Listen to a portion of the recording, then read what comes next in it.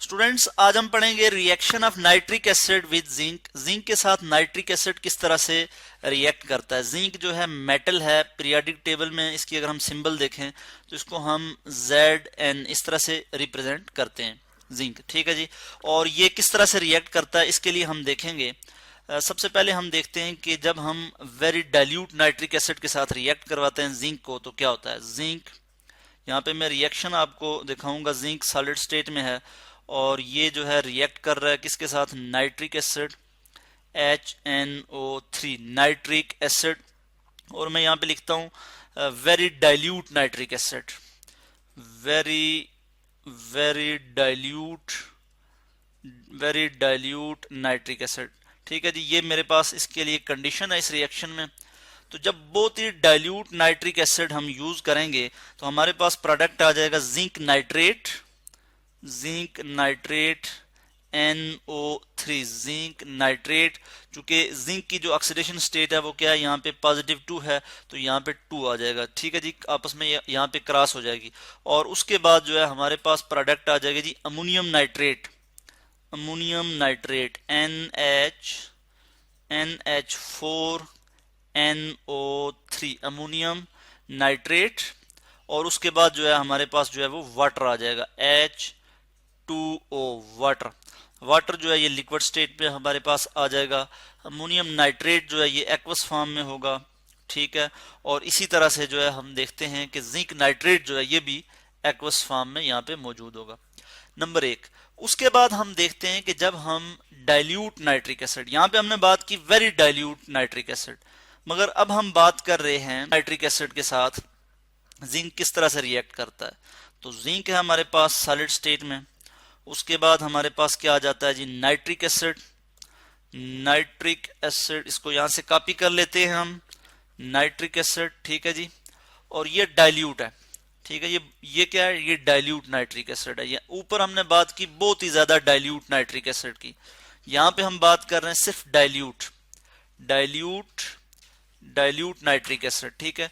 तो इस कंडीशन में जो प्रोडक्ट की जो कंडीशन है, जो प्रोडक्ट आएगा वो बिल्कुल डिफरेंट होगा। यानी कि हमारे पास जिंक नाइट्रेट तो इसी तरह से आ जाएगा। तो जिंक नाइट्रेट को मैं यहीं से कॉपी कर लेता हूं। जिंक नाइट्रेट आ गया। ठीक है जी। उसके बाद हमारे पास आगे क्या होगा जी, आगे हम देख लेते हैं। हमारे पास आ जाएगा nitrous oxide N2O nitrous oxide. और उसके बाद हमारे पास जो है वो वाटर आ जाएगा H2O। यानी कि दो कंडीशंस हमने देखी। सबसे पहले हमने बहुत ही डाइल्यूट नाइट्रिक एसिड यूज किया, जिसके नतीजे में हमारे पास जिंक नाइट्रेट तो आया ही, मगर साथ अमोनियम नाइट्रेट आया, वाटर भी आया साथ।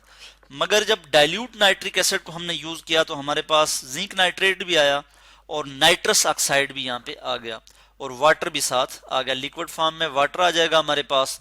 नाइट्रस ऑक्साइड जो है ये जो है गैस है तो हम लिख लेते हैं G। ठीक है जी। इसके बाद हम एक और रिएक्शन देखते हैं जिसमें नाइट्रिक एसिड जो है, नाइट्रिक एसिड हम यूज कर रहे हैं कंसंट्रेटेड नाइट्रिक एसिड। हम कौन सा नाइट्रिक एसिड यूज कर रहे हैं जी, कंसंट्रेटेड नाइट्रिक एसिड यूज करेंगे हम।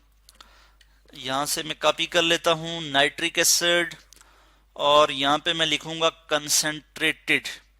कंसंट्रेटेड के लिए शॉर्ट में मैं CONC लिख रहा हूं, कंसंट्रेटेड।